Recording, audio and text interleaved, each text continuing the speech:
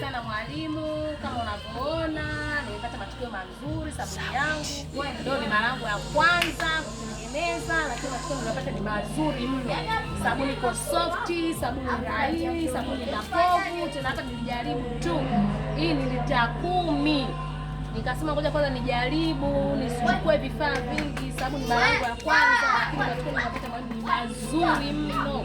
Hata nakushukuru mwalimu mafundisho yako, mimi mara yangu ya kwanza, lakini nimepata matokeo mazuri. Hakuna nilichokosea sababu nimepata maelekezo yangu. Jamani, wanawake zangu, sio mnaangalia tu TikTok, mnaingia mnaangalia makatuni, mnaangalia vituko mtandaoni humo. Fata vitu sahihi. Mimi nimepata ujasiriamali leo, nimefanikiwa hivi kwa shilingi 500 tu. Nimejiunga kwa jirani yangu hapo wifi kwa 500 tu, nikaanza kwa sawa na mwalimu, nimepata matokeo mazuri. Na maana sasa hivi nitakuwa mjasiriamali.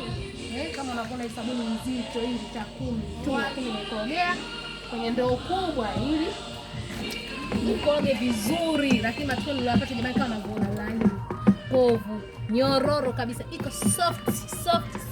Asante sana mwalimu, soft kabisa.